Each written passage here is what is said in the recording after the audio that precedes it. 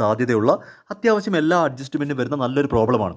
ഇവിടെ അഡീഷണലായിട്ട് നമ്മൾ പഠിക്കുന്നത് സെയിൽ ഓഫ് അസറ്റ് ആണ്. അതായത് ഒരു ബിസിനസ് സ്ഥാപനത്തിനെ സംബന്ധിച്ച് ഫിക്സഡ് അസറ്റ് അവർക്ക് വേണമെങ്കിൽ വിൽക്കാം. അത്യാവശ്യ ഘട്ടങ്ങളിൽ റയറായിട്ട് മാത്രമേ സംഭവിക്കൂ. അത്യാവശ്യ ഘട്ടങ്ങളിൽ അവർക്ക് അവരുടെ മെഷീനറിയോ ഫർണിച്ചറോ അങ്ങനെയുള്ള ഫിക്സഡ് അസറ്റ് വിൽക്കാനും പറ്റും. അപ്പോൾ തീർച്ചയായിട്ടും ഈ ഡിപ്രീസിയേഷൻ എന്ന് പറയുന്ന ടോപ്പിക്കിൽ മെഷീനറിയുടെ പർച്ചേസ് കൂടാതെ സെയിൽ, മെഷീനറി എന്ന് പറയുമ്പോൾ ഈ ഒരു എക്സാമ്പിൾ വെച്ചാണ് ഞാൻ പറയുന്നത്, മെഷീനറി പോലെയുള്ള ഏതൊരു ഫിക്സഡ് അസറ്റും അവർക്ക് വാങ്ങുന്നത് പോലെ തന്നെ അവർക്ക് വിൽക്കാനും പറ്റും. പക്ഷെ വാങ്ങുന്നത് പോലെ അത്ര സിമ്പിളായിട്ട് അല്ലെങ്കിൽ അത്ര ഫ്രീക്വൻ്റ് ആയിട്ട് അങ്ങനെ വിൽപ്പനയൊന്നും നടത്താറില്ല. ഫിക്സഡ് അസറ്റ് എടുത്ത് വിൽക്കേണ്ടി വരുന്നത് റെയർ സാഹചര്യങ്ങളിലാണ്. ഓക്കെ, എന്ത് തന്നെയാണെങ്കിലും സെയിൽ ഓഫ് അസറ്റ് അഥവാ ഫിക്സഡ് അസറ്റ് വിൽക്കേണ്ടി വന്നാൽ നമ്മൾ ഈ ഡിപ്രീസിയേഷൻ പ്രൊവൈഡ് ചെയ്യുന്ന അസറ്റ്, ഇവിടുത്തെ കേസിൽ മെഷീനറിയാണ്. ഓക്കെ, ഈ അസറ്റ് വിൽക്കേണ്ടി വന്നാൽ എങ്ങനായിരിക്കും ട്രീറ്റ്മെൻറ്റ് എന്നും കൂടെ പഠിക്കുന്നുണ്ട്. അപ്പോൾ അത്യാവശ്യം നല്ല വലിയൊരു പ്രോബ്ലമായിട്ട് തന്നെ വരുന്നുണ്ട്. ഫിക്സഡ് ഇൻസ്റ്റാൾമെൻറ്റ് മെത്തേഡിലും ഡിമിനിഷിംഗ് ബാലൻസ് മെത്തേഡിലും പ്രോബ്ലം വർക്കൗട്ട് ചെയ്യണം. 15 മാർക്കിന് ചോദിച്ചാൽ ഉറപ്പായിട്ടും ഈ രണ്ട് മെത്തേഡും വർക്കൗട്ട് ചെയ്യേണ്ടി വരും. ഓക്കെ, സോ ഈ ഒരു പ്രോബ്ലത്തിനകത്ത് ശ്രദ്ധിച്ച് കേട്ടോ. ഞാൻ വീണ്ടും പറയുവാണല്ലോ, കുറച്ച് വലിയൊരു പ്രോബ്ലമാണ്, കുറച്ചധികം ട്രാൻസാക്ഷൻസ് ഒക്കെ ഉണ്ട്. അപ്പോൾ ഇങ്ങനൊരു പ്രോബ്ലം നമ്മുടെ പരീക്ഷയ്ക്ക് വന്നാൽ നിങ്ങൾ ഫസ്റ്റ് ചെയ്യേണ്ടത് എന്താണെന്ന് ചോദിച്ചാൽ, ഇവിടെ കുറേ ഡേറ്റുകൾ കാണും. അതാ നോക്കിയേ, 1 ജാനുവരി 2007 എന്തോ സംഭവിച്ചു, 1 ജാനുവരി 2008 ഉണ്ട്, 1 ജൂലൈ 2009 ഉണ്ട്, 1 ജൂലൈ 2010, ഇങ്ങനെ പല ഡേറ്റുകളുണ്ട്. പർച്ചേസ് ആയിരിക്കാം, സെയിൽ ആയിരിക്കാം, ഞാനിപ്പോൾ അതൊന്നും പറയുന്നില്ല. എന്തായാലും ഈ ക്വസ്റ്റ്യനിൽ ഒട്ടനവധി ഡേറ്റുകളുണ്ട്. 1 ജാനുവരി 2007 കണ്ടല്ലോ, 2007, പിന്നെ 2009 ജൂലൈയിൽ എന്തോ സംഭവിച്ചു, ജനുവരി 2008, ഇങ്ങനെ പല ഡേറ്റുകളുണ്ട്. അതിന് കറസ്പോണ്ടിങ് ആയിട്ട് ഇങ്ങനെ കുറേ എമൗണ്ടുകളും ഉണ്ട്. അപ്പോൾ നമുക്ക് ഏറ്റവും അത്യാവശ്യം എന്ന് പറയുന്നത് ഡേറ്റും എമൗണ്ടുമാണ്. ഓക്കെ, അപ്പോൾ ഈ ക്വസ്റ്റ്യനിൽ ഇങ്ങനെ കുറേ ഡേറ്റും കുറേ എമൗണ്ടും കിടക്കുന്നത് കൊണ്ട് ചിലപ്പോൾ പരീക്ഷയ്ക്ക് ഈ ക്വസ്റ്റ്യൻ പേപ്പർ നോക്കി ഇങ്ങനെ എഴുതി പോകുമ്പോൾ എന്തെങ്കിലുമൊക്കെ ചിലപ്പോൾ മിസ്സാവാൻ സാധ്യതയുണ്ട്. അതുകൊണ്ട് തന്നെ ടെക്സ്റ്റിലില്ലാത്ത ഒരു വർക്കിംഗ് നോട്ട് ഞാൻ പറഞ്ഞുതരാം.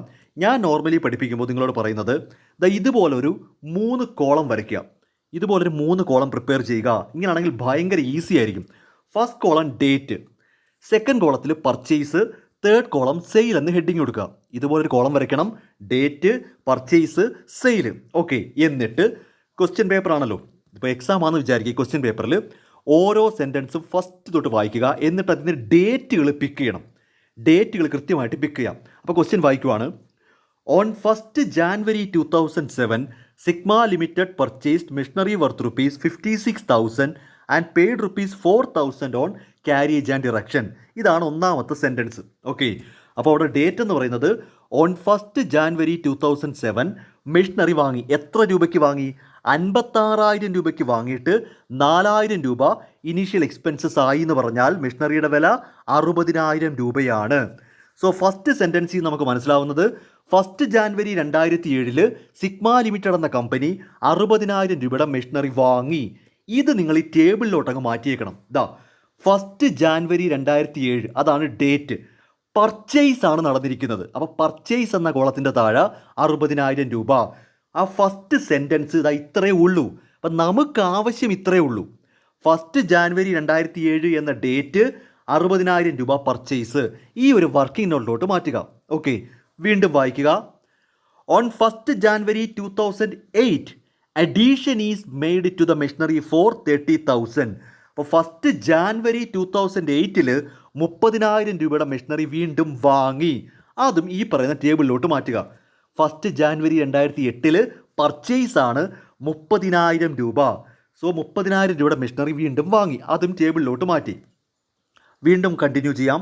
നെക്സ്റ്റ് പാരഗ്രാഫിൽ on 1 July 2009 a second hand machinery is bought for 17,000 and immediately spend 3,000. Okay, അപ്പോൾ 17ഉം 3ഉം 20,000 രൂപ. അതും ടേബിളിലോട്ട് മാറ്റാം. 1 ജൂലൈ 2009 20,000 രൂപയ്ക്ക് പർച്ചേസ് ചെയ്തു. കാര്യം ഈ ഡേറ്റ് ഇങ്ങനെ ഒരുപാടുള്ളത് കൊണ്ട് ഇങ്ങനെ ടേബിൾ ആക്കി കഴിഞ്ഞാൽ ഈസി ആയിട്ട് കാര്യം നടക്കും. നെക്സ്റ്റ് സെൻറ്റൻസിൽ on 1 July 2010 the machinery bought on 1 July 2009 is sold for ₹16,500. എന്താ മനസ്സിലാക്കേണ്ടത്? 1 ജൂലൈ 2010 1 ജൂലൈ 2009 വാങ്ങിയ മെഷീനറി 16,500 രൂപയ്ക്ക് വിറ്റു. കണ്ടോ, സെയിൽ വരുന്നുണ്ട്. സോ അതും നമുക്ക് കോളത്തിലോട്ട് മാറ്റാം. 1 ജൂലൈ 2010 സെയിലാണ് 16,500. ഈ ഡേറ്റ് എന്താണെന്ന് ചോദിച്ചാൽ അതേത് ഡേറ്റിൽ വാങ്ങിയ മെഷീനറി ആണെന്നാണ് ഇവിടെ മെൻഷൻ ചെയ്തിരിക്കുന്നത്. അതായത് 1 ജൂലൈ 2010 എമൗണ്ട് 16,500 സെയിലാണ്. ഈ ഒരു കോളം അപ്പോൾ ബ്ലാങ്ക് ആയിട്ട് കിടക്കത്തില്ല, ഈ ഒരു സെല്ല്. അവിടെ നിങ്ങൾ അതെന്നാണ് വാങ്ങിയത് എന്നും കൂടെ എഴുതി കഴിഞ്ഞാൽ ഈ ടേബിളോട് കൂടി നമ്മുടെ ക്വസ്റ്റ്യൻ അങ്ങ് നോക്കി നിർത്താം. അല്ലാതെ ക്വസ്റ്റ്യൻ പേപ്പർ വീണ്ടും വീണ്ടും വീണ്ടും നോക്കണ്ട. ഈ ടേബിളിൽ നിന്ന് തന്നെ ഈ പ്രോബ്ലം കംപ്ലീറ്റ് വർക്കൗട്ട് ചെയ്യാം. അല്ലാതെ വീണ്ടും വീണ്ടും ക്വസ്റ്റ്യൻ നോക്കിയിട്ട് ഇല്ല പെൻസിൽ എടുത്ത് വെച്ച് ഈ ഡേറ്റ് ഓക്കെയാണ്, ഇത് വരച്ചില്ല, ഇത് കിട്ടിയില്ല, ഒന്നും മിസ്സാവാൻ പോകുന്നില്ല. ഓരോ സെൻറ്റൻസ് ആയിട്ട് വായിച്ച് കൃത്യമായിട്ട് ഡേറ്റും എമൗണ്ടും, പക്ഷേ എമൗണ്ട് പർച്ചേസ് ആണോ സെയിലാണോ എന്ന് മെൻഷൻ ചെയ്യുക, ഇതുപോലെ കോളം വരച്ച്. ഓക്കെ, ഇങ്ങനെ എഴുതി കഴിഞ്ഞാൽ ദാ നോക്കിയേ, ഇപ്പം നിങ്ങൾ ഈ കാണുന്ന ഒരു കോളം ഉണ്ടല്ലോ, നിങ്ങൾ വൃത്തിയായിട്ടങ്ങ് വരച്ചാൽ മതി. ഈ കോളം വെച്ച് മാത്രം നമുക്ക് ഈ പ്രോബ്ലം, അല്ലെങ്കിൽ ഈ ഒരു ടേബിൾ വെച്ച് മാത്രം നമുക്ക് ഈ പ്രോബ്ലം കംപ്ലീറ്റ് വർക്കൗട്ട് ചെയ്യാം. ഇനി ഈ ടേബിൾ നോക്കിയാൽ എന്താ മനസ്സിലാവുന്നത്? എന്താ നോക്കിയേ, 1 ജാനുവരി 2007 60,000 രൂപയുടെ മെഷീനറി വാങ്ങി, അത്രയല്ലേ അവിടെ പറയുന്നുള്ളൂ. ഇതാ നോക്ക്, 1 ജാനുവരി 2008 30,000 രൂപയുടെ മെഷീനറി വാങ്ങി, 1 ജൂലൈ 2009 20,000 രൂപയുടെ മെഷീനറി വാങ്ങി, 1 ജൂലൈ 2010 1 ജൂലൈ 2009 വാങ്ങിയ ഇത് വാങ്ങിയ മെഷീനറി 16,500 രൂപയ്ക്ക് വിറ്റു. ഇത്ര മാത്രമല്ലേ ക്വസ്റ്റ്യനിൽ പറയുന്നുള്ളൂ. സിമ്പിൾ. 10% ഡിപ്രീസിയേഷൻ നമ്മൾ ഫിക്സഡ് ഇൻസ്റ്റാൾമെൻറ്റ് മെത്തേഡിലും ഡിമിനിഷിംഗ് ബാലൻസ് മെത്തേഡിലും അക്കൗണ്ട് പ്രിപ്പയർ ചെയ്യണം. രണ്ടും കൂടെ ഒരുമിച്ച് പറ്റത്തില്ലല്ലോ. അപ്പോൾ നമുക്ക് ആദ്യം ഫിക്സഡ് ഇൻസ്റ്റാൾമെൻറ്റ് മെത്തേഡ് നോക്കാം. ഇനി ഞാൻ ഈ ക്വസ്റ്റ്യൻ പേപ്പർ, അതായത് ഈ ക്വസ്റ്റ്യൻ, ഈ പേജ്, ഇത് ഞാൻ നോക്കാനേ പോകുന്നില്ല. കാര്യം ഇതിൻ്റെ ആവശ്യം എനിക്കിനിയില്ല. ഞാനത് കൃത്യമായിട്ട് ഈ ഒരു ടേബിളാക്കി മാറ്റി. എനിക്കിനി ഇതിൻ്റെ ആവശ്യം മാത്രമേ ഉള്ളൂ. ഇത്രയും കാര്യം വെച്ച്, ഇത്രയും കാര്യം വെച്ചിട്ട് എനിക്ക് ഈ പ്രോബ്ലം വർക്കൗട്ട് ചെയ്യാം. തുടങ്ങാം. സോ ഫിക്സഡ് ഇൻസ്റ്റാൾമെൻറ്റ് മെത്തേഡാണ്. ഓക്കെ, 1 ജാനുവരി 2007 ഇവിടെ നോക്കിയാൽ മതി, ഇവിടെ മാത്രമേ ഇനി നോക്കുന്നുള്ളൂ ഞാൻ. 1 ജാനുവരി 2007 മെഷീനറി വാങ്ങി ടു ബാങ്ക് അക്കൗണ്ട് 60,000. ആ വർഷം മറ്റെന്തെങ്കിലും നടന്നോ എന്നറിയാൻ ഇങ്ങോട്ട് നോക്ക്. 2007 മറ്റെന്തെങ്കിലും നടന്നോ? നടന്നിട്ടില്ല. കാര്യം അടുത്ത ട്രാൻസാക്ഷൻ നടന്നിരിക്കുന്നത് 2008. സോ ഡിപ്രീസിയേഷൻ പ്രൊവൈഡ് ചെയ്യാം 10%. അപ്പോൾ 60,000ൻ്റെ 10% 6,000 ആണ്. 31 ഡിസംബറിൽ ഡിപ്രീസിയേഷൻ പ്രൊവൈഡ് ചെയ്തു. Balance carry down 54,000. അടുത്ത വർഷം ആദ്യത്തെ ഡേറ്റിൽ 54,000 രൂപ ബ്രോ ഡൗൺ ചെയ്തു. ഇതൊക്കെ സിമ്പിൾ കാര്യം. എന്നിട്ട് വീണ്ടും ഞാൻ എൻ്റെ ടേബിൾ നോക്കുന്നു. എനിക്കൊരു ക്വസ്റ്റ്യൻ പേപ്പർ വേണ്ട, ഞാൻ ഈ ക്വസ്റ്റ്യൻ പേപ്പർ നോക്കാനേ പോകുന്നില്ല. 1 ജാനുവരി 2008 30,000 രൂപയുടെ പർച്ചേസ് നടന്നു. വീണ്ടും ടു ബാങ്ക് 30,000. ആ വർഷം മറ്റൊന്നും നടന്നിട്ടില്ല. പക്ഷേ ഇപ്പം നമുക്ക് 2 മെഷീനറി ഉണ്ട്. ഇത് ഫിക്സഡ് ഇൻസ്റ്റാൾമെൻറ്റ് മെത്തേഡ് അല്ലേ. അപ്പോൾ ആദ്യത്തെ മെഷീനറിയുടെ 6,000 അതുപോലെ തന്നെ ഡിപ്രീസിയേഷൻ. രണ്ടാമത്തെ മെഷീനറി വാങ്ങിയത് ജനുവരിയിലായതുകൊണ്ട് ആ 12 മാസവും അത് യൂസ് ചെയ്തിട്ടുണ്ട്. സോ അതിൻ്റെ 10%, 30,000ൻ്റെ 10% 3,000. അപ്പോൾ ഈ വർഷം ഡിപ്രീസിയേഷൻ 6,000 3,000 കൂടെ ചേർത്ത് 9,000. വീണ്ടും ബാലൻസ് ക്യാരി ഡൗൺ ചെയ്യുന്നു. അടുത്ത വർഷം അത് ബ്രോ ഡൗൺ ചെയ്യുന്നു. 1/1/2009 നമ്മളിവിടെ വരെ എത്തി. ഓക്കെ, 1/1/2009 വല്ലതും സംഭവിച്ചോ? 1/1/2009 ഒന്നും സംഭവിച്ചില്ല. പക്ഷേ നോക്ക്, 1/7/2009 20,000 രൂപയുടെ മെഷീനറി വാങ്ങി. ഇതായത് ടു ബാങ്ക് 20,000 രൂപ. ഓക്കെ, സോ ആ വർഷം മറ്റൊന്നും സംഭവിച്ചില്ല. 2009 മറ്റൊന്നും സംഭവിച്ചിട്ടില്ല. നോക്ക്, 2009 വേറെ ഒന്നും സംഭവിച്ചില്ല. ഇനി ഡിപ്രീസിയേഷൻ കൊടുക്കാം. ഡിപ്രീസിയേഷൻ കൊടുക്കുമ്പോൾ ഓർത്തോ, ഇപ്പോൾ എത്ര മെഷീനറി ഉണ്ട്? ഉണ്ടെന്ന് ചോദിച്ചാൽ 1, 2, 3 മെഷീനറി ഉണ്ട്. അപ്പോൾ ആദ്യത്തെ മെഷീനറി ഡിപ്രീസിയേഷൻ 6,000 തന്നെ. രണ്ടാമത്തെ മെഷീനറി ഡിപ്രീസിയേഷൻ 3,000. അതിനൊന്നും ഒരു മാറ്റമില്ല. എന്നാൽ ഇവിടെ മൂന്നാമത്തെ മെഷീനറി എന്നാണ് വാങ്ങിയത്? ജൂലൈയിലാണ് വാങ്ങിയത്. അപ്പോൾ എത്ര മാസമേ ഉപയോഗിച്ച് കാണും ആ വർഷം? July, August, September, October, November, December, 6 മാസമേ യൂസ് ചെയ്തിട്ടുള്ളൂ അല്ലേ. ഈ മൂന്നാമതായിട്ട് വാങ്ങിയ ഈ മെഷീനറി 2009 എന്ന വർഷം 6 മാസമല്ലേ യൂസ് ചെയ്തോളൂ. അപ്പോൾ 20,000ൻ്റെ 10% 2,000ൻ്റെ പകുതി മതി, ദാറ്റ് ഈസ് 1,000. അപ്പോൾ ഡിപ്രീസിയേഷൻ എല്ലാം കൂടെ 10,000 വരും. ഇതൊക്കെ വളരെ നിസ്സാരമായിട്ട് ചെയ്യാം. ബാലൻസ് ക്യാരി ഡൗൺ ചെയ്യുന്നു 85,000. അടുത്ത വർഷം അത് ബ്രോ ഡൗൺ ചെയ്യുന്നു. ഇവിടം വരെ ഞാൻ ഇതുവരെ പറഞ്ഞിട്ടുള്ളൂ. ഇതൊന്നും ഞാനിപ്പോൾ പറഞ്ഞിട്ടേ ഇല്ല. ഓക്കെ, സോ 1 ജാനുവരി 2010 85,000 രൂപ ബ്രോ ഡൗൺ ചെയ്തു. ഓക്കെ, നിങ്ങൾ സ്വന്തമായിട്ട് ചെയ്ത് നോക്കണം കേട്ടോ, ഇങ്ങനെ കേട്ടിരുന്നിട്ട് കാര്യമില്ല. അപ്പോൾ 85,000 രൂപ ബ്രോ ഡൗൺ ചെയ്തു. 2010 മഹാസംഭവങ്ങളൊക്കെ നടക്കുന്നത്. 1/7/2010 എന്ത് സംഭവിച്ചു? സെയിലാണ്. 1/7/2009 വാങ്ങിയ മെഷീനറി 1/7/2009 വാങ്ങിയ മെഷീനറി 1/7/2010 16,500 രൂപയ്ക്ക് വിറ്റു എന്നാണ് പറയുന്നത്. ഓക്കെ, ഈ മെഷീനറി പോലെയുള്ള ഫിക്സഡ് അസറ്റ് വിൽക്കുമ്പോൾ കേട്ടോണേ, മെഷീനറി പോലെയുള്ള ഫിക്സഡ് അസറ്റ് വിൽക്കുമ്പോൾ പ്രോഫിറ്റ് അല്ലെങ്കിൽ ലോസിലായിരിക്കും വിൽക്കുന്നത്.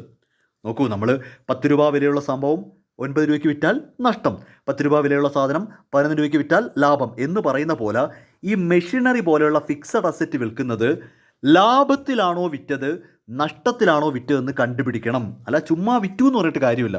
അതെങ്ങനെ കണ്ടുപിടിക്കുമെന്ന് ചോദിച്ചാൽ ശ്രദ്ധിച്ച് കേട്ടോണേ. ദാ നമ്മൾ 20,000 രൂപയ്ക്ക് വാങ്ങിയ മെഷീനറിയാണ്. അതിൽ എന്തെങ്കിലും സംശയം ഉണ്ടെങ്കിൽ ഈ ടേബിൾ നോക്കിയാൽ മതി, ക്വസ്റ്റ്യൻ പേപ്പറിൽ നോക്കണ്ട. ദാ കണ്ടോ, 1/7/2009 20,000 രൂപയ്ക്ക് വാങ്ങിയ മെഷീനറിയാണ്. ആ മെഷീനറിക്ക് നമ്മൾ ഓൾറെഡി ഡിപ്രീസിയേഷൻ പ്രൊവൈഡ് ചെയ്തിട്ടുണ്ട്. 20,000 രൂപയ്ക്ക് വാങ്ങിയ മെഷീനറി എടുത്തങ്ങ് വിറ്റു എന്നല്ല. 20,000 രൂപയ്ക്ക് വാങ്ങിയ മെഷീനറി നമ്മൾ 2009 ജൂലൈയിൽ വാങ്ങിയെന്ന് പറഞ്ഞാൽ 2009 1,000 രൂപ ഡിപ്രീസിയേഷൻ പ്രൊവൈഡ് ചെയ്തിട്ടുണ്ട്. നോക്കൂ, ഡിപ്രീസിയേഷൻ കൊടുക്കുമ്പോൾ അസറ്റിൻ്റെ വില കുറയുമിടോ. 20,000 രൂപയ്ക്ക് വാങ്ങിയ മെഷീനറി 2009 6 മാസം വരെ യൂസ് ചെയ്തോളൂ. അപ്പോൾ 1,000 രൂപ ഡിപ്രീസിയേഷൻ പ്രൊവൈഡ് ചെയ്തിട്ടുണ്ട്. കൂടാതെ 2010 ജൂലൈയിലാണ് വിൽക്കുന്നത്. 2010 ജൂലൈയിലാണ് വിൽക്കുന്നത്. അപ്പോൾ 2010 6 മാസം യൂസ് ആയിട്ടുണ്ട്. വീണ്ടും 1,000 രൂപ ഡിപ്രീസിയേഷൻ. അങ്ങനെ മൊത്തം ഈ വിറ്റ മെഷീനറി, ഈ നമ്മൾ 20,000 രൂപയ്ക്ക് വാങ്ങി നമ്മൾ 16,500 രൂപയ്ക്ക് വിറ്റു എന്ന് പറയുന്ന മെഷീനറിക്ക് 2,000 രൂപ ഡിപ്രീസിയേഷൻ ചാർജ് ആയിട്ടുണ്ട്. 2,000 രൂപയാണ് ഡിപ്രീസിയേഷൻ. വിച്ച് മീൻസ് വിൽക്കുമ്പോൾ അതിൻ്റെ ബുക്ക് വാല്യൂ, വിൽക്കുമ്പോൾ അതിൻ്റെ വാല്യൂ 18,000 ആണ്. അല്ലാതെ 20,000 രൂപയുടെ മെഷീനറി അല്ല നമ്മൾ 16,500 വിറ്റു എന്ന് പറയേണ്ടത്. വാങ്ങിയത് 20,000-നാണ്. പക്ഷേ അതിന് നമ്മൾ കൃത്യമായിട്ട് ആദ്യത്തെ 6 മാസം, അതായത് വാങ്ങിയിടം തൊട്ട് 6 മാസം 1,000 രൂപ ഡിപ്രീസിയേഷൻ, അടുത്ത വർഷം 2010 ഒരു 6 മാസം 1,000 രൂപ ഡിപ്രീസിയേഷൻ കൊടുത്തിട്ടുണ്ടെന്ന് പറഞ്ഞാൽ ഈ 20,000 രൂപയുടെ മെഷീനറിക്ക് 2,000 രൂപ ഡിപ്രീസിയേഷൻ ചാർജ് ആകും. ബാക്കി എത്രയേ വരൂ? 18,000 രൂപ മാത്രമേ അതിനിപ്പോൾ വിലയുള്ളൂ. ആ 18,000 രൂപയുടെ മെഷീനറിയാണ് 16,500-ന് വിറ്റതെന്ന് പറഞ്ഞാൽ 1,500 രൂപ ലോസാണ്. സോ നമ്മൾ അങ്ങനെ കാണാവൂ. 18,000 രൂപയുടെ മെഷീനറി, 18,000-ൻ്റെ മെഷീനറിയാണ് നമ്മൾ 16,500-ന് വിറ്റിരിക്കുന്നത്. സോ 1,500 രൂപയാണ് നമ്മുടെ ലോസ്. 1,500 ആണ് ലോസ്. സോ നമുക്കത് എങ്ങനെ റെക്കോർഡ് ചെയ്യാമെന്ന് വെച്ചാൽ, വിറ്റപ്പോൾ എന്ത് കിട്ടി എന്നുള്ളത് ബാങ്ക്, 1/7/2010 16,500 രൂപ ബാങ്ക്, നഷ്ടം പ്രോഫിറ്റ് ആൻഡ് ലോസ് അക്കൗണ്ട് എഴുതുക. അതെങ്ങനെ വരും? ഇതാണ് ആ എൻട്രി. വിറ്റു, ബാങ്ക് പൈസ കിട്ടി 16,500, നഷ്ടം പ്രോഫിറ്റ് ആൻഡ് ലോസ് അക്കൗണ്ട് 1,500. ഇവിടാണ് ആ ഒരു പോസ്റ്റിംഗ്. അപ്പോൾ 1/7/2010 ആ ഒരു പോസ്റ്റിംഗ് ആണ് വരുന്നത്. 16,500 രൂപ കിട്ടി, 1,500 രൂപ നഷ്ടം. ഓക്കെ, ഇനി നമുക്ക് ക്ലോസ് ചെയ്യാം. 31/12 2010 അവസാനം ആദ്യത്തെ മെഷീനറി വിറ്റിട്ടില്ലല്ലോ, ഇല്ല. അപ്പോൾ 6,000 രൂപ ഡിപ്രീസിയേഷൻ, അതിനൊന്നും ഒരു മാറ്റമില്ല. രണ്ടാമത്തെ മെഷീൻ വിറ്റിട്ടില്ലല്ലോ, ഇല്ല, 3,000 രൂപ. മൂന്നാമത്തെ മെഷീൻ വിറ്റെങ്കിലും ഒരു 6 മാസം ഇവിടെ യൂസ് ആയിട്ടുണ്ടല്ലോ. 1/7-നല്ലേ വിറ്റത്. അപ്പോൾ ആദ്യത്തെ 6 മാസം ഇവിടെ ഉണ്ടായിരുന്നല്ലോ, അതിൻ്റെ 1,000 രൂപ ഡിപ്രീസിയേഷൻ. വിച്ച് മീൻസ് 10,000 രൂപ ഡിപ്രീസിയേഷൻ അവിടെയും ചാർജ് ആവും. വീണ്ടും ബാലൻസ് ക്യാരി ഡൗൺ ചെയ്ത് ഇട്ടിരുന്നാൽ മതി. ഇത്രയും ചെയ്യാൻ പറയുന്നുള്ളൂ, 57,000 രൂപ. ഇങ്ങനെയാണ് പർച്ചേസും സെയിലും കൂടെയൊക്കെ വന്നാൽ ഫിക്സഡ് ഇൻസ്റ്റാൾമെൻറ്റ് മെത്തേഡിൽ നമ്മൾ വർക്കൗട്ട് ചെയ്യുന്നത്. ആകെ ശ്രദ്ധിക്കേണ്ട ഇത്രയേ ഉള്ളൂ. ഈ ഒരു വർക്കിംഗ് മാത്രമേ ഉള്ളൂ. 20,000 രൂപയ്ക്ക് വാങ്ങി, പക്ഷേ അവിടെ 2 തവണയായിട്ട് 1,000 വെച്ച് 2,000 രൂപ ഡിപ്രീസിയേഷൻ കൊടുത്തിട്ടുണ്ട്. അപ്പോൾ 18,000 രൂപയേ ഉള്ളൂ ഇപ്പോൾ അതിൻ്റെ വില. അതാണ് നമ്മൾ 16,500-ന് വിറ്റിരിക്കുന്നത്. സോ 1,500 രൂപ നഷ്ടം. അത് വിറ്റ വില 16,500 ബാങ്ക് എന്ന് എഴുതുക, നഷ്ടം P&L അക്കൗണ്ട് 1,500 എന്ന് എഴുതുക. അത് മാത്രമേ ഉള്ളൂ 1/7-ന്. 1/7 എന്ന ഡേറ്റിൽ അത് മാത്രമേ കാണിക്കാവൂ. ഓക്കെ, ഇനി ആ വർഷത്തിൻ്റെ അവസാനം, കാര്യം നമ്മളിത് മുന്നോട്ട് പോയിക്കൊണ്ടിരിക്കണം. ഒരു മെഷീനറി വിറ്റെന്നും പറഞ്ഞാൽ അവിടെ ബിസിനസ് പൂട്ടുന്നതൊന്നുമില്ലല്ലോ. ഈ അക്കൗണ്ട് ഇങ്ങനെ കണ്ടിന്യൂ ചെയ്തുകൊണ്ടേയിരിക്കും. ഫസ്റ്റ് മെഷീനറി അവിടെ ഉണ്ട്, 6,000 രൂപ ഡിപ്രീസിയേഷൻ. സെക്കൻഡ് മെഷീനറി ഉണ്ട്, ഫിക്സഡ് ഇൻസ്റ്റാൾമെൻ്റ് അല്ലേ, അപ്പോൾ ആ എമൗണ്ട് ഒരിക്കലും മാറത്തില്ല, 3,000 രൂപ ഡിപ്രീസിയേഷൻ. വിറ്റ മെഷീനറി 6 മാസം യൂസ് ആയിട്ടുണ്ട്, അപ്പോൾ അതിന് 1,000 രൂപ ഡിപ്രീസിയേഷൻ. അങ്ങനെ മൊത്തം 10,000. സോ ബാലൻസ് ക്യാരി ഡൗൺ ചെയ്യുന്നു, 57,000. ഇത്രയേ ഉള്ളൂ ഫിക്സഡ് ഇൻസ്റ്റാൾമെൻറ്റ് മെത്തേഡ്. ഓക്കെ, ഇതേ ക്വസ്റ്റ്യൻ ഡിമിനിഷിംഗ് ബാലൻസ്, ഡേറ്റുകളെല്ലാം വീണ്ടും ഇനി ഞാൻ പോയി ബാക്കിലോട്ട് നോക്കേണ്ട കാര്യമില്ല, ജസ്റ്റ് ആൻസർ പറഞ്ഞുതരാം. 1 ജാനുവരി 2007 60,000 രൂപയ്ക്ക് മെഷീനറി വാങ്ങുന്നു. ആ വർഷം മറ്റൊന്നും സംഭവിക്കുന്നില്ല. ഡിപ്രീസിയേഷൻ 10%, 6,000 രൂപ. ബാലൻസ് ക്യാരി ഡൗൺ ചെയ്യുന്നു 54,000, ബ്രോ ഡൗൺ ചെയ്യുന്നു 54,000. 1 ജാനുവരി 2008 തന്നെ വീണ്ടും 30,000 രൂപയുടെ മെഷീനറി വാങ്ങുന്നുണ്ട്. സോ അത് ടു ബാങ്ക് എന്ന് എഴുതുന്നു. 30,000. ഓക്കെ, അവിടെ ഒരു പ്രശ്നവുമില്ല. ഡിപ്രീസിയേഷനിലോട്ട് വരുമ്പോൾ ഇത് റെഡ്യൂസിങ് ബാലൻസ് മെത്തേഡാണ്. റെഡ്യൂസിങ് ബാലൻസ് മെത്തേഡ് എന്ന് പറഞ്ഞാൽ ആദ്യത്തെ മെഷീനറിക്ക് ഇനി 54,000-ന്റെ 10% കണ്ടാൽ മതി. ഇതാണ് മെത്തേഡ് മാറുമ്പോഴുള്ള പ്രത്യേകത. റെഡ്യൂസിങ് ബാലൻസ് മെത്തേഡ് എന്ന് പറഞ്ഞാൽ ഫസ്റ്റ് മെഷീനറിയുടെ ഇപ്പോഴത്തെ വാല്യൂ 54,000-ന്റെ 10% കണ്ടാൽ മതി, 5,400. അടുത്ത മെഷീനറി ഇപ്പോൾ അങ്ങോട്ട് വാങ്ങിയതല്ലേ ഉള്ളൂ 30,000. അപ്പോൾ അതിൻ്റെ 10% 3,000 തന്നെ. അപ്പോൾ ഡിപ്രീസിയേഷൻ 5,400-ഉം 3,000 എന്ന് പറഞ്ഞ് 8,400 എന്ന് പറഞ്ഞ് നിൽക്കും. ദെൻ ബാലൻസ് ക്യാരി ഡൗൺ ചെയ്യുന്നു, ബാലൻസ് ബ്രോ ഡൗൺ ചെയ്യുന്നു. അപ്പോൾ 2009 ബ്രോ ഡൗൺ ചെയ്തു. 2009-ന്റെ പകുതിയിൽ ജൂലൈയിൽ നമ്മൾ 20,000 രൂപയുടെ മെഷീനറി വീണ്ടും വാങ്ങി. ഓക്കെ, അവിടെ ഡിപ്രീസിയേഷൻ ശ്രദ്ധിക്കേണ്ടത് ആദ്യത്തെ രണ്ട് മെഷീനറിയും കൂടെ ചേർത്ത് ഇപ്പോൾ വാല്യൂ ഇതാണ്. മെത്തേഡ് മാറി കേട്ടോ, റെഡ്യൂസിങ് ബാലൻസ് ആണേ. അപ്പോൾ ആദ്യത്തെ രണ്ട് മെഷീനറിയുടെയും കൂടെ വാല്യൂ ഇപ്പോൾ 75,600 ആണെങ്കിൽ അതിൻ്റെ 10%, 7,560. ഇതിപ്പോൾ വാങ്ങിയതല്ലേ ഉള്ളൂ 20,000. സോ അതിൻ്റെ 10% 2,000-ൻ്റെ പകുതി എടുത്താൽ മതി. ഫസ്റ്റ് എമൗണ്ട് ഓഫ് ഡിപ്രീസിയേഷൻ രണ്ട് മെത്തേഡിലും സെയിം ആയിരിക്കും. ഒരു അസറ്റിൻ്റെ ആദ്യത്തെ ഡിപ്രീസിയേഷൻ രണ്ട് മെത്തേഡിലും ഒരേ എമൗണ്ട് ആയിരിക്കും. അതാ നോക്കിയേ, അവിടെയും 6,000 ആണ്, ഇവിടെയും 6,000 ആണ് ഫസ്റ്റ് എമൗണ്ട്. അവിടെയും 3,000 ആണ്, ഇവിടെയും 3,000 ആണ്. അവിടെയും 1,000 ആണ്, ഇവിടെയും 1,000 ആണ്. ഫസ്റ്റ് എമൗണ്ട് രണ്ട് മെത്തേഡിലും മാറില്ല, കാര്യം തുടങ്ങുന്നതല്ലേ ഉള്ളൂ. സബ്സിക്വൻ്റ് എമൗണ്ട്, ഇനി അങ്ങോട്ട് വരുന്ന എമൗണ്ട് ആണ്. ഫിക്സഡ് ഇൻസ്റ്റാൾമെൻറ്റ് മെത്തേഡ് ആണെങ്കിൽ എല്ലാ വർഷവും സെയിം ആയിരിക്കും. റെഡ്യൂസിങ് ആകുമ്പോൾ ആ റെഡ്യൂസ് ചെയ്ത് വരുന്ന എമൗണ്ടിൻ്റെ 10% എടുത്താൽ മതി. അതുകൊണ്ടാണ് ഫസ്റ്റ് മെഷീനറിയുടെ രണ്ടാമത്തെ ഡിപ്രീസിയേഷൻ 5,400 ആയത്. സെക്കൻഡ് മെഷീനറിയിലേക്ക് വരുമ്പോൾ ദാ ഈ എമൗണ്ട് കണ്ട, ഇത് ഫസ്റ്റും സെക്കൻഡും കൂടെ ചേർത്താണ്, അതിൻ്റെ 10% കണ്ടാൽ മതി. ദെൻ മൂന്നാമത്തെ മെഷീൻ്റെ 1,000 രൂപയും കൂടെ ആകുമ്പോൾ ബാലൻസ് ക്യാരി ഡൗൺ ചെയ്യുന്നു, 87,040. അത് ബ്രോ ഡൗൺ ചെയ്യുന്നു. ഇനിയാണ് വിൽപ്പന വരുന്നത്. ഇവിടം വരെ നിൽക്കുവാണ്. ഇപ്പോൾ ഇത് ഞാൻ പറഞ്ഞിട്ടില്ല, ഇവിടം വരെ നിൽക്കുവാണ്, 87,040 നിൽക്കുവാണ്. ഓക്കെ, ഇവിടെയും നമ്മൾ പ്രോഫിറ്റ് ഓർ ലോസ് കണ്ടുപിടിക്കണം. ദാ 20,000 രൂപയുടെ മെഷീനറി, ആദ്യത്തെ 6 മാസം 1,000 രൂപ. പക്ഷേ ശ്രദ്ധിക്കേണ്ടത് നോക്കൂ, 20,000 രൂപയുടെ മെഷീനറിക്ക് ആദ്യത്തെ ഡിപ്രീസിയേഷൻ 1,000 രൂപ കഴിഞ്ഞാൽ പിന്നെ അത് 19,000 ഉള്ളൂ. റെഡ്യൂസിങ് ബാലൻസ് അല്ലേ. അപ്പോൾ ആ 19,000-ൻ്റെ അടുത്ത വർഷത്തെ 6 മാസത്തെ കണ്ടാൽ മതി. കാര്യം 2010 6 മാസമല്ലേ ഉപയോഗിക്കുന്നുള്ളൂ. 19,000-ൻ്റെ 10% എടുത്ത് വെച്ചോളല്ലേ. 19,000-ൻ്റെ 10% കണ്ടിട്ട് പകുതി കണ്ടാൽ മതി. That is 950.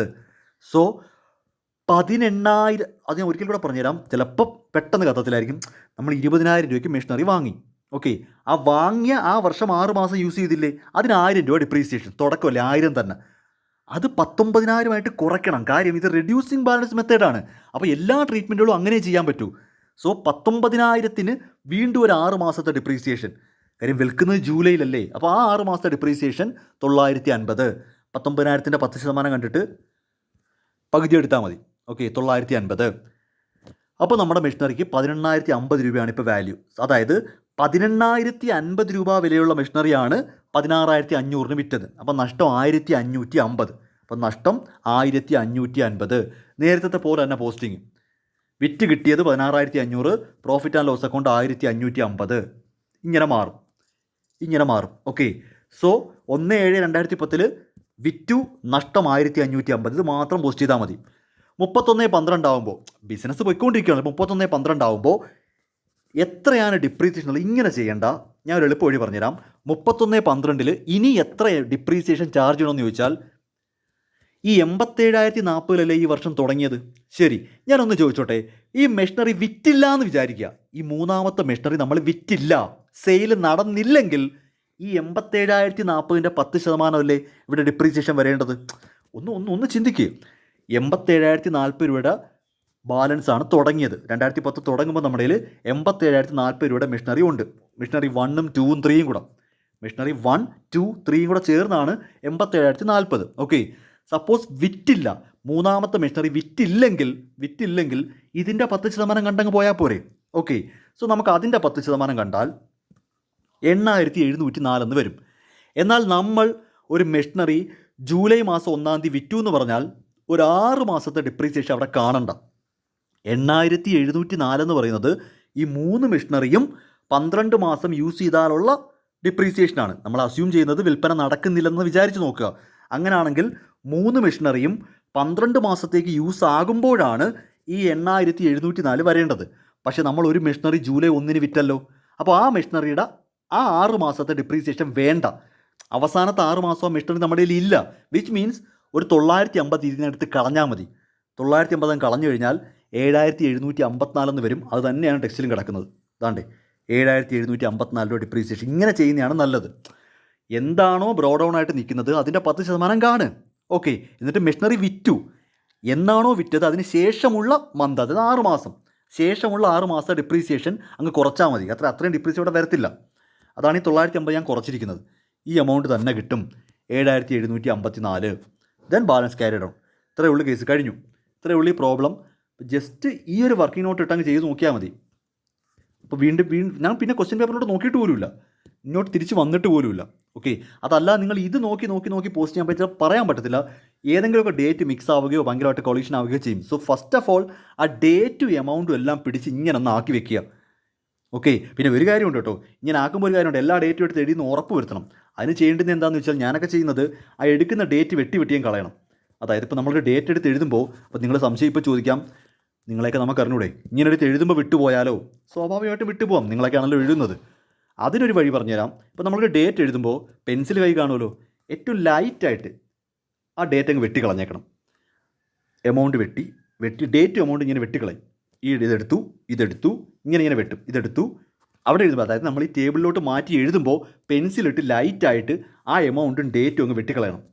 ലൈറ്റായിട്ട് വെട്ടിയാൽ മതി, അത് കറുപ്പിച്ച് കളയരുത്. കാര്യം പിന്നെ വന്നിട്ട് ഈ എമൗണ്ട് നോക്കേണ്ടി വന്നാൽ മിസ്റ്റേക്ക് വരുന്നുണ്ട്. ഇങ്ങനെ വെട്ടിക്കളഞ്ഞാൽ ഓക്കെ, എല്ലാ ഡേറ്റും ആയിട്ടുണ്ട്. അല്ലെങ്കിൽ സർക്കിൾ ചെയ്യണം, അല്ലെങ്കിൽ അതിങ്ങനെ അങ്ങ് സർക്കിൾ ചെയ്ത് വിട്ടാലും മതി. അപ്പോൾ എല്ലാം കവറായി എന്ന് മനസ്സിലാവും. ഇങ്ങനെയൊക്കെ ചെയ്യുന്ന പിള്ളേരുണ്ട്. ഇങ്ങനെയൊക്കെ ചെയ്ത് തന്നെയാണ് പിള്ളേർ ഫുൾ സ്കോർ മേടിക്കുന്നത്. കാര്യം ഒരു മിസ്റ്റേക്ക്, ഒരു അബദ്ധം പറ്റത്തില്ല. ഓക്കെ, ഇനി ഡിപ്രീസിയേഷനെ പറ്റി യാതൊന്നും അറിയത്തില്ലെങ്കിൽ വെട്ടിയിട്ടും കാര്യമില്ല, വരച്ചിട്ടും കാര്യമില്ല. അവരെ പറ്റിയല്ല ഞാൻ പറയുന്നത്. അബദ്ധം പറ്റുന്നത് ഒഴിവാക്കാൻ ഇങ്ങനെ പല ടെക്നിക്കുകളുണ്ട്. ഓക്കെ, സോ ഈ രീതിയിലാണ് നമ്മൾ ഒരു തലക്കേടില്ലാത്ത വലിയൊരു പ്രോബ്ലം ഇപ്പോൾ വർക്കൗട്ട് ചെയ്തിരിക്കുന്നത്.